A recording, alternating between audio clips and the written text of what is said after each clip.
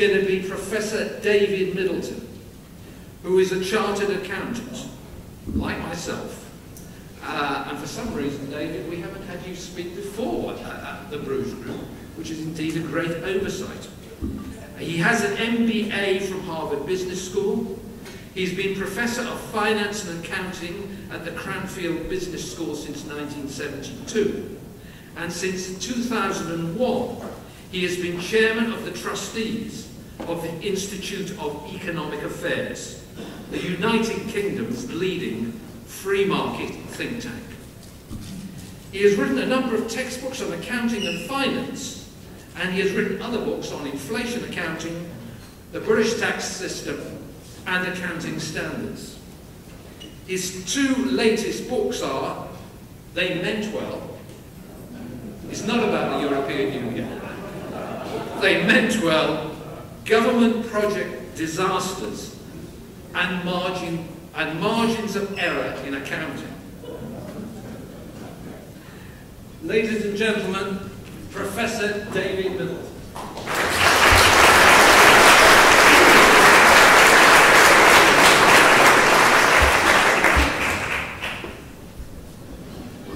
Well, it's certainly a great honour to be here. And although the chairman said that my book, They Meant Well, isn't about the European Union, I think we can say the European Union is certainly a government project disaster.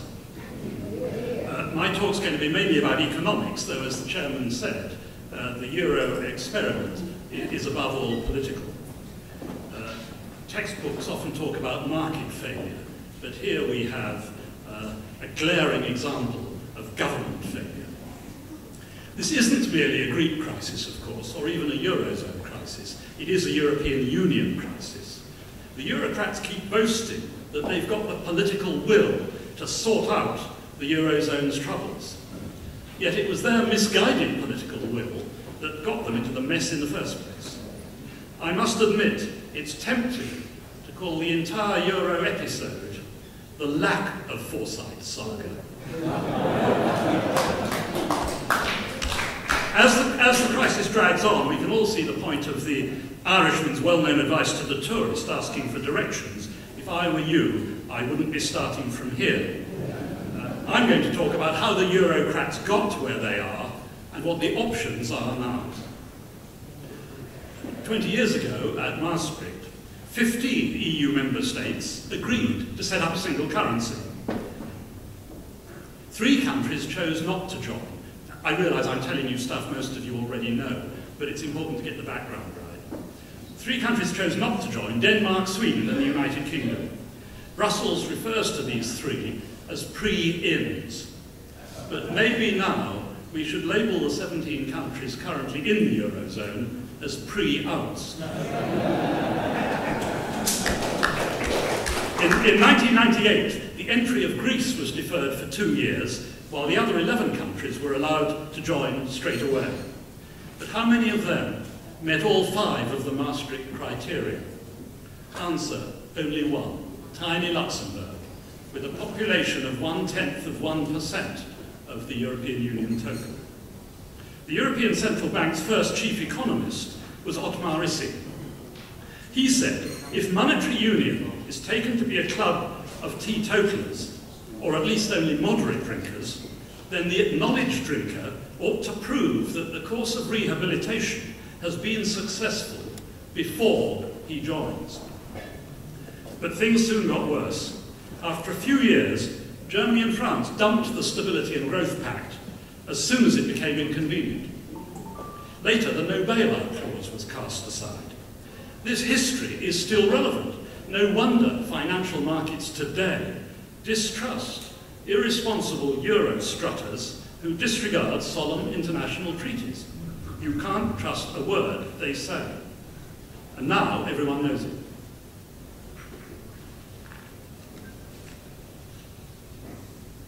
Since the euro started, unit labour costs in a number of Club Med countries have risen much faster than in Germany.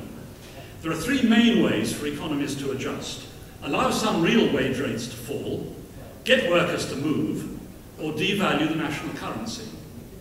but none of these works in the Eurozone. Money wage rates are notoriously sticky downwards. That's why Keynes, in the general theory, proposed what he called flexible money, what most of us refer to as currency debasement. With so many different languages and cultures, most workers are not willing to move between countries in Europe. And of course, no Euro member state can devalue. Hence William Hague's graphic description of the Eurozone as a burning building with no exits. As many of us warned in advance, the Eurozone is by no means an optimal currency area. One can see this by comparing it with America, where real wage rates are twice as flexible as in Europe, and America's workforce, unlike Europe's, is highly mobile. Despite confident predictions from Brussels, the Euro economies have not converged. Many years ago, Sir Donald MacDougall, a distinguished British civil servant, said that unless the Eurozone could overcome these problems, it would become a low-growth, high-unemployment club. And this very week, Eurozone unemployment went over 10%, and the OECD downgraded its growth forecast for 2012 from 2% to 0.3%. Moreover, the euro is not very popular, to put it mildly. In Italy, Spain and France, in a recent poll asking about the effect of the euro on their country's economy, roughly 65% thought it was negative versus 15% positive, with 20% don't knows, a net balance of minus 50%. And in Germany, there was a net balance of minus 20%. And of course, its unpopularity is why the leaders of the various countries are so desperately anxious to avoid any talk of referendum. What are the options now? I'm going to talk about three, really. Given the current crisis, EU leaders might now attempt to sweep Eurozone countries into a political union, the United States of Europe that we've all heard about, which is what many of them have wanted all along. For example, here are a few quotes from over the years. I could give many more. Luigi Einaudi, President of Italy. The next goal is the United States of Europe. Joseph Luntz, Dutch Foreign Affairs Minister. Countries wishing to join the EEC must accept the objective of political union for Europe. Jacques Santer, a recent President of the Commission. With the launch of the euro, the EU moves on to the next phase, political union. And the EEC official general guide a few years ago, economic integration isn't meant to be an end in itself, but merely an intermediate stage on the road to political integration. So we mustn't be too surprised if they do move in that direction. The United States of America is an example, of course, of a political union, with people in the 50 states comprising a single nation. Large tax revenues allow the federal US government to make transfers year after year from wealthier regions to poorer ones. I doubt if the peoples of Europe would welcome such central direction, not that the anti-democratic European Union would let a trifle like that stand in its way. Political union may indeed be the logic of a single currency area, but why on earth is our government pressing for it? British foreign policy for 400 years has aimed at preventing a single power dominating the continent of Europe. Even if all Eurozone members were willing to go as far as full political union, what would happen to the 10 EU member states currently outside the Eurozone? Only Denmark and the UK have an opt-out, though Sweden voted against joining. When that happened, Brussels asked, what's wrong with Sweden? Brussels didn't ask, what's wrong with the euro? At least 7 of the 10 countries currently outside are obliged to enter the euro in due course. So in a few years' time, if the irreversible euro survives, instead of 17 EU members in the Eurozone and 10 outside, there could be 24 in and only 3 out. There are several problems with a fiscal union. Voters in wealthier regions won't want to pick up most of the bill. We already see that with Germany. There'd be a massive moral hazard for governments in poorer regions. If they're going to get large subsidies every year, why should they ever put their house in order? And the tensions between European Union nations and Eurozone nations, which we've seen this week on display, would go on getting worse. The EU would become even more unpopular than it is already, and the democratic deficit would continue to rise. Not a very happy prospect. Another possible outcome is for the Eurozone to continue to bumble along, with the leaders failing to recognise reality, failing to convince financial markets, and failing to satisfy or even consult their own people, and still overspending. But continuing as now would do nothing to restore competitiveness within the Eurozone. In order to cut their debts enough, several governments need to default now. The many delays are making things worse. But who can predict the level of defaults? Well, bearing in mind that my most recent book was called Margins of Error in Accounting, I'm prepared to provide some guesses. My guess would be 80% for Greece and 50% for Portugal, Italy, Spain, Ireland and Cyprus if they do it now. But they won't, so it will probably be more than that when the time comes. That would mean losses for government bondholders, including the European Central Bank, of hundreds of billions of pounds. It's highly dubious to talk of a voluntary haircut for the so-called agreement they came to a few days ago. A voluntary haircut for selected private Greek government bondholders, which somehow doesn't count as a real default.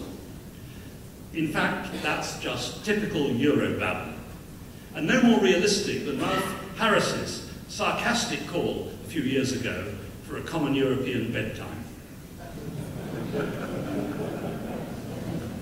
A different solution to the debt overhang would be to debase the single currency massively. But given their history, I can't believe the Germans would ever agree to that. Another possible outcome is for the Eurozone to split into two. A northern euro could include Finland, Austria, Netherlands, as well as Germany. A southern pseudo could include Portugal, Italy, Greece and Spain.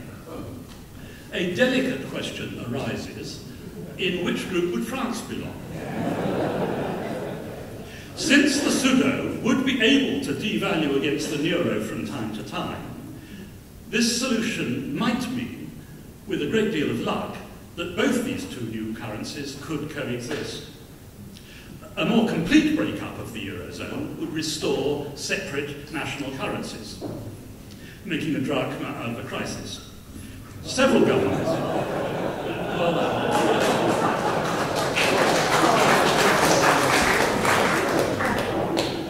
although I thought of that, I've seen that joke in the papers. Several governments would still need to default, and exchange controls might have to return for a time. This is the only outcome that might work, in my opinion, since devaluation, combined, of course, with overdue structural and other reforms, could lead to a big improvement in competitiveness. But we mustn't expect too much. The Greeks will never behave like the Germans. Incidentally, nor will the French. It's hard to envisage Eurozone members agreeing on an orderly breakup. So I predict a disorderly breakup. The obvious drawback for Eurocrats would be the transparent failure of the Euro project. But as Confucius said, a man who has made a mistake and doesn't correct it is making another mistake. So far I've been talking about the Eurozone. Let me now talk to turn to the European Union itself. Today's European Union is very different from the common market of the early 1970s, as many of you will know. Since then, to quote the Japanese Emperor's 1945 surrender broadcast, the situation has developed not necessarily to our advantage.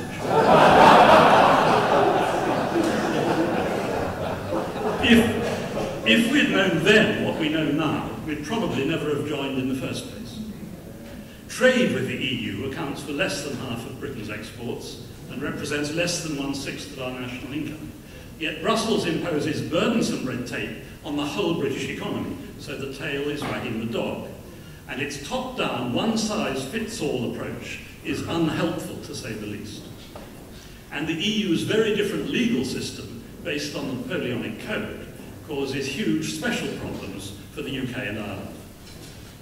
Not for the first time in our island's history, continental Europeans are causing us a great deal of expense, inconvenience, and political danger. They're our partners today, not our enemies, though you wouldn't always know it. Partnerships depend on utmost good faith. Despite its Latin origin, this phrase seems to lose something in translation as it crosses the English Channel. 250 years ago, David Hume noted that developed countries often looked at their neighbours' commercial progress with a suspicious eye, assuming that one gained at the expense of the others. He thought this was a mistake. I assert, he wrote, that the increase of riches and commerce in any one nation, instead of hurting, commonly promotes the riches and commerce of all its neighbours. As a British subject, I pray for the flourishing commerce of Germany, Spain, Italy, and even France itself. Why that last bit? Because he expressed this view during the 7 Years' War, a splendid example for all who believe in free trade. And it's perhaps worth recalling that the Greek word katalassin, meaning to exchange, also means to turn from enemy into friend. The Eurozone fiasco may give us the best chance we'll ever have to make our excuses and leave the European Union peacefully. But will our current political leaders have the judgment and courage to do it? No. Well, it occurred to me reading that one only has to ask the question to know what the answer is. Hayek once remarked that in the course of a long life, his opinion of politicians had steadily gone down. And I must say, I share his disenchantment with people that Adam Smith described as those insidious and crafty animals. Having less than 1/10 of the votes gives Britain only a small say in running the EU. But we don't really want to participate in governing Europe. We just want to govern ourselves. We'd have far more influence on our continental neighbours with an independent, free market, low-tax economy outside the EU. It's quite true. We'd then have no part in setting the EU's internal rules. But does that really matter? British firms do business with American, Japanese, Brazilian, and other firms all around the world, though we don't have any say in setting their internal rules. And somehow all these countries manage to trade perfectly well with the EU. Anyway, under WTO rules, it would be illegal for the European Union to discriminate against the UK, even if they wanted to. And tariff levels, of course, now are far lower than they were when we joined the Common Market Customs Union all those years ago. If we wanted, we could still cooperate with other countries in all sorts of other areas, NATO, Interpol, and so on, just like Norway and Switzerland can, if they wish, two of the most prosperous countries in Europe, outside the EU. I regard the European Union as an alien tyranny. Alien because it's mostly run by foreigners, and tyranny because we can't throw the rascals out. That was Karl Popper's definition. As Enoch Powell said, we're happy to trade with people on the continent, as we've done for hundreds of years, but we don't want to be ruled by them.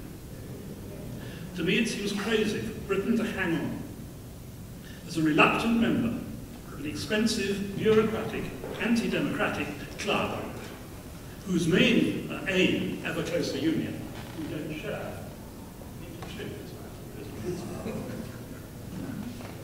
Finally, I'd just like to say a word to recommend Ian Milman's recent collection of papers entitled Time to Say No. I understand there are some copies that would be on sale here. This book contains a wealth of arguments and statistics, invaluable for those of us involved in debates on the subject. And while I'm on the subject of debates, I have got one bit of good news. Yesterday I took part in a debate at Abingdon School near Oxford. A group of about 60 sixth formers. Out of a collection of about 60 people, only 6, they took a vote before the debate as well as afterwards, only 6 voted in favour of the pro-EU motion, which I, of course, was opposing.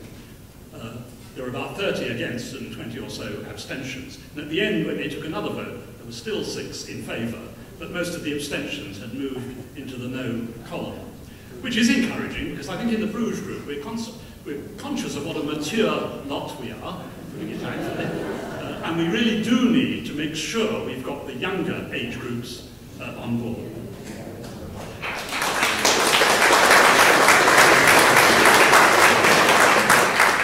I'd like to finish by just quoting a couple of Ian Milne's, he was a student of mine at Cranfield, by the way, a couple of his forward-looking estimates. By 2050, the EU 26, all except the UK, will have lost 57 million people of working age. That's down 20%. Whereas the USA will have gained 36 million, up 17%. The EU 26's working age population is now 81 million more than the USA, but in 40 years' time, it will be 12 million lower. The UK will then have 3 million more people of working age than Germany. So the demographics are changing very, very fast. British exports to countries outside the EU are growing much faster than our exports to countries in the EU, 37% faster since the turn of the century. So by 2020, the split of British exports will be roughly 2/3 outside the EU and only 1/3 to the EU. This means that within 10 years, British exports to the European Union will represent only about 1/10 of our economy. And these important trends add to the already overwhelming case for the UK to leave the EU.